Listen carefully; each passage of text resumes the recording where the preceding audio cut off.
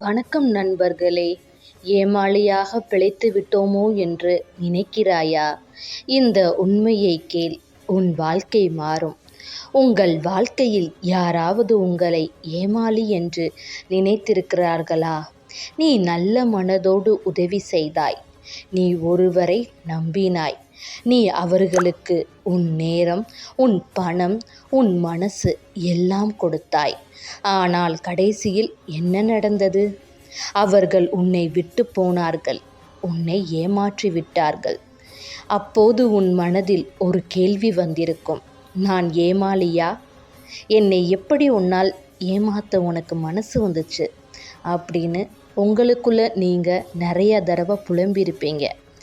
இன்று நான் உன்னிடம் ஒரு உண்மை சொல்லப் போகிறேன். இந்த உலகத்தில் நல்ல மனசு கொண்ட மனிதன் ஒருபோதும் தோல்வி அடைய மாட்டான். அவன் வாழ்க்கை தாமதமாக வெற்றி பெறும். ஆனால் அந்த வெற்றி நிலையானது. யாராலும் அந்த வெற்றியை உன்னிடமிருந்து பறிக்க முடியாது. உன்னை ஏமாற்றியவர்கள் நீ வெற்றி பெற்றதை பார்த்து திகைத்து நிற்பார்கள். ஏமாளி என்று அழைக்கப்படும் இந்த உலகத்தில் 2 வகை மனிதர்கள் இருக்கிறார்கள். இவற்றில் முதல் வகை மனிதர்கள் சுயநலமான மனிதர்கள். அவர்கள் யாரையும் எளிதாக பயன்படுத்திக் கொள்வார்கள். அவர்களுக்கு பயன் இருந்தால் மட்டுமே நட்பு கொண்டாடுவார்கள். பிறர் மீது உண்மையான அன்பு எப்பொழுதும் வைக்க மாட்டார்கள். காரியம் முடிந்தவுடன் கருணை பார்க்காமல் விலகி விடுவார்கள். அவர்கள் மனதில் என்ன நினைக்கிறார்களோ அது அவர்களிடம் வந்து சேரும் வரை உன்னிடம் ஒட்டி உறவாடுவார்கள். பிறகு உன்னிடம் இருந்து விலகி செல்வார்கள். சென்றதோடு விடமாட்டார்கள். உன்னிடம் மல்லுக்கு நிற்பார்கள்.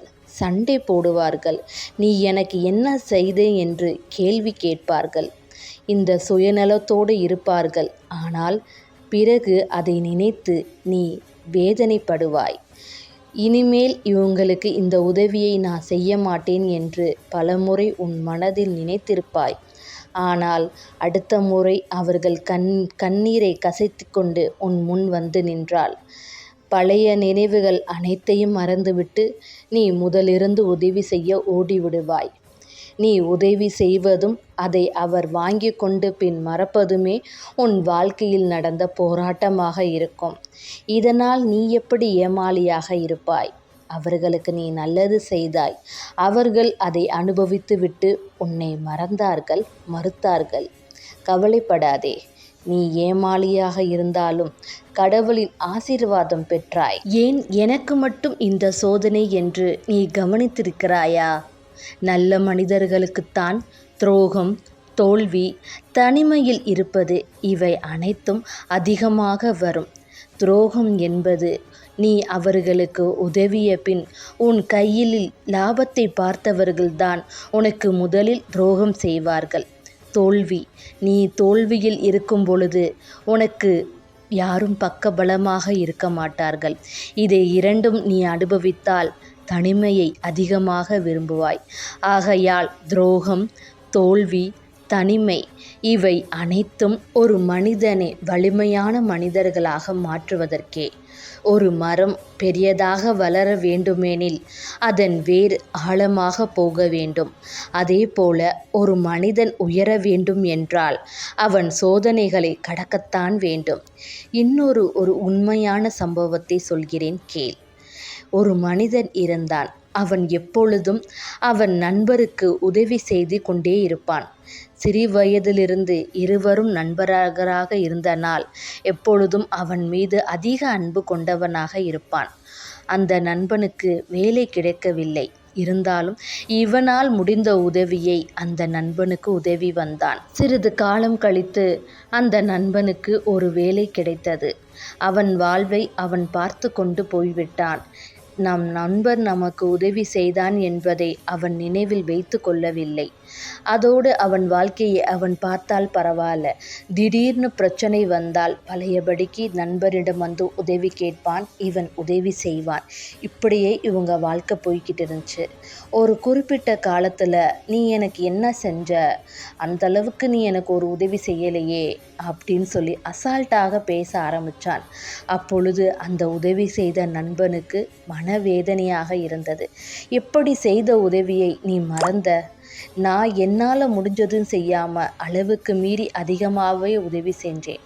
அதை எல்லாத்தையும் நீ எப்படி மறந்த? என்ன செஞ்சேன் என்னிடம் எப்படி உனக்கு கேட்க தோணுது என்று புலம்பி தீர்த்தான்.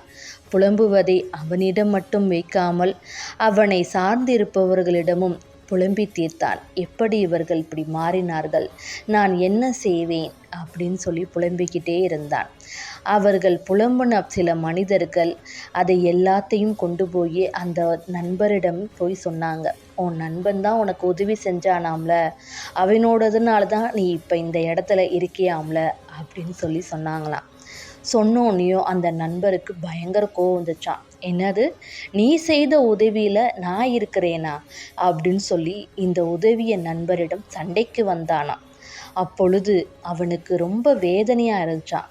நீ எப்படி இப்படி மாறின? என்னால் இதை நம்பவே முடியலை, என் மனசுக்கு ரொம்ப கஷ்டமாக இருக்குது அப்படி என்று சொல்லி அவன் பயங்கரமாக அழுதான். அழுது கொண்டிருக்க போலுதான் அவனுக்கு தோன்றியது, நான் ஏமாளியாக வாழ்ந்து விட்டேன். என் வாழ்க்கையை எனக்காக வாழாமல் பிறருக்காக வாழ்ந்து நான் ஏமாளியாக பிழைத்து விட்டேன் என்று புலம்பி தீர்த்தான். ஒரு விஷயம் நினைவில் வைத்து கொள்ளுங்கள். யாராவது உன்னை ஏமாற்றினால் அது உன் தோல்வி இல்லை, அது அவர்களின் குணம். நீ நல்ல மனசு கொண்டவன் என்றால் ஒரு நாள் வாழ்க்கைக்கு உனக்கு பதில் வரும். நீ அவர்களுக்கு உண்மையாக பாசத்துடன் செய்த உதவி என்றும் உனக்கு நல்ல பலனை தேடித்தரும். அவர்கள் மறந்தால் பரவாயில்லை, தெய்வத்தின் கண்ணிலிருந்து எதுவும் தப்பாது. கடவுள் நீ செய்யும் ஒவ்வொன்றையும் பார்த்து கொண்டிருக்கிறது. அதற்கான கூலி கண்டிப்பாக உன்னை வந்து சேரும். கடவுளிடம் ஒப்படைத்து விட்டு நீ புலம்புவதை நிறுத்து, நிம்மதியாக இரு. இந்த உலகத்தில் ஒரு விஷயம் இருக்கிறது, அதைத்தான் நேரம் என்று சொல்வார்கள். சில மனிதர்கள் விரைவாக வெற்றி பெறுவார்கள், ஆனால் அந்த வெற்றி நீண்ட காலம் நிலைக்காது. ஆனால் நல்ல மனிதர்களின் வெற்றி தாமதமாக வரும். ஆனால் அது வந்தால் அதை யாராலும் நிறுத்த முடியாது. நீ செய்த நல்ல செயல் நிச்சயமாக உன்னை வந்து சேரும். நீ இப்போது கஷ்டத்தில் இருக்கலாம், உன்னை யாரும் புரிந்து கொள்ளாமலும் இருக்கலாம். ஆனால் நினைவில் வை, இந்த கஷ்டம் உன் வாழ்க்கையின் முடிவில்லை, இது ஒரு புதிய தொடக்கம். நான் உன்னிடம் ஒரு கேள்வி கேட்கிறேன்.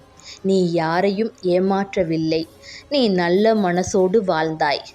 ஆனால் வாழ்க்கை உன்னை சோதித்ததா? அப்படி இருந்தால் நீ ஒருவன் மட்டும் இல்லை இந்த உலகத்தில். அதே கஷ்டத்தை சந்தித்த பலர் இருக்கிறார்கள். இந்த வீடியோ கேட்கும் ஒவ்வொருவருக்கும் கமெண்ட்ல எழுதுங்க, நான் ஏமாளி இல்லை என்று. நண்பர்களே, வாழ்க்கையில் உன்னை ஏமாற்றியவர் இருக்கலாம், உன்னை விட்டு போனவர்களும் இருக்கலாம். ஆனால் நினைவில் வைத்துக்கொள், நல்ல மனசு கொண்ட மனிதன் ஒரு நாள் வெற்றி பெறுவான். நீ செய்த நல்ல பலன்களும் நீ பிறருக்கு செய்த உதவியும் பிறர் மறந்தாலும் தெய்வம் ஒவ்வொன்றையும் பார்த்து கொண்டிருக்கிறது. நீ செய்யும் ஒவ்வொரு விஷயமும் உன்னை வந்து சேரும். நல்லது செய், அதுவே போதும் உன் வாழ்க்கையில் நீ முன்னேற. ஒரு நாள் வெற்றி பெறுவாய். அந்த நாள் வந்தால் உன்னை ஏமாற்றியவர்கள்தான் உன்னை பார்த்து ஆச்சரியப்படுவார்கள். நான் இந்த உதவியோ அவனுக்கு செய்திருக்க கூடாதோ என்று புலம்புவதை விட்டுவிட்டு உன் வாழ்க்கையில் அடுத்து நீ என்ன செய்யலாம், எப்படி முன்னேறலாம் என்று யோசி. அவர்களுக்கு செய்த உதவியை நீ எதற்கு நினைத்து கொண்டே இருக்கிறாய்? அவர்கள் மறந்தது போல் நீயும் அவர்களுக்கு செய்த உதவியை மறந்துவிடு. நிம்மதியாக இரு. உன் வாழ்க்கைக்கு தேவையான அனைத்தும், நீ செய்த நல்ல செயல்கள் அனைத்தும் உன்னை வந்து சேரும். உன்னோடு இருக்காமல் உன் குடும்பம் முழுக்கும் நீ செய்த நல்ல காரியம் முழுவதுமான நன்மையை பெறுவாய். என்றும் உங்களுக்கு நல்லதே நடக்கும். வாராகி அருள் என்றும் உங்களோடையே இருக்கும். நன்றி, வணக்கம். அடுத்த ஒரு வீடியோவில் சந்திக்கலாம்.